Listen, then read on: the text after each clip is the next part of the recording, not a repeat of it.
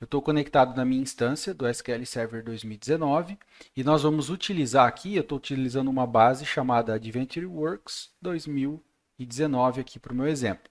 Você pode ter qualquer database aí na sua máquina, já é o suficiente para você praticar junto comigo aqui, tá bom? Isso serve também para outras versões do SQL, o que eu vou te mostrar aqui. Então vamos lá, ó.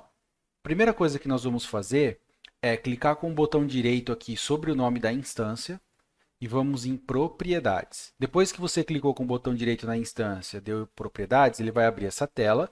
Aí você vai vir aqui, ó, configurações de bancos de dados, nesse menuzinho lateral aqui à esquerda. Ó, então deixa eu aproximar aqui para você poder enxergar melhor. Então eu vim aqui em propriedades da minha instância, depois eu vim aqui no menu lateral configurações de banco de dados. O que acontece, pessoal? Quando a gente instala o SQL Server, existem algumas configurações que a gente consegue deixar definidas para tudo que tem dentro daquele ambiente. Essas duas configurações entram nesse cenário, né? São desse cenário. Então eu tenho a possibilidade, por exemplo, de marcar aqui compactar backup a nível da instância.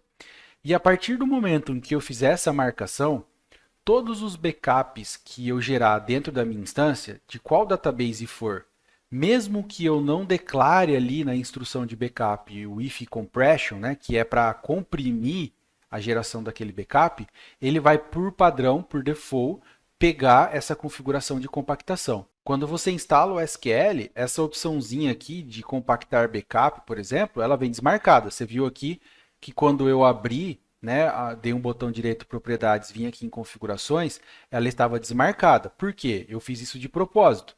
Eu deixei aqui na forma como ela vem quando você instala o SQL. Ela não vem marcada.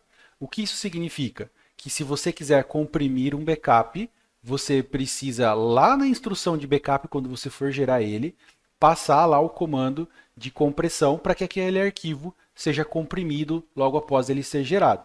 Por que é importante você comprimir o backup?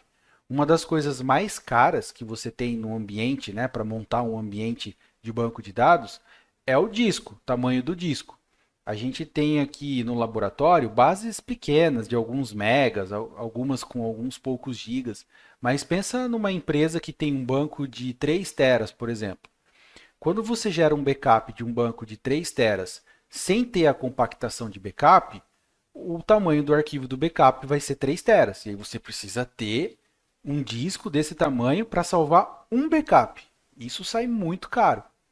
Essa possibilidade que você tem de compactar os backups, e aí ele vai valer tanto para backup full, backup diff, backup de log, faz com que, sabe o zip, o WinRAR que você utiliza para compactar arquivo na sua máquina? É mais ou menos a mesma coisa. É claro que tem um algoritmo aqui por trás no SQL específico para a compactação de banco de dados, mas ele vai pegar esse arquivo que eu estou usando de exemplo aqui de um banco de 3 teras e vai conseguir enxugar ele, reduzir ele bastante, compactar esse arquivo.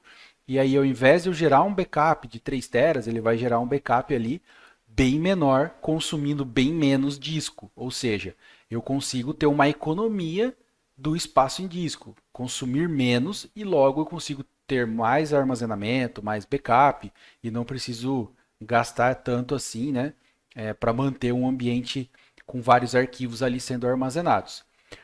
É importante você marcar essa configuração e recomendo que você marque ela, porque muitas vezes alguém pode gerar um arquivo manualmente, ou até mesmo as rotinas que você implementar. Se esqueceu lá de pôr o compression na rotina, se você já marcou aqui essa opção de compactar backup a nível de instância, ele vai por default já compactar todo o arquivo gerado. Então você evita de alguém, por algum motivo, acabar gerando um arquivo ali de backup muito grande, consumindo disco, estourando o disco desnecessariamente.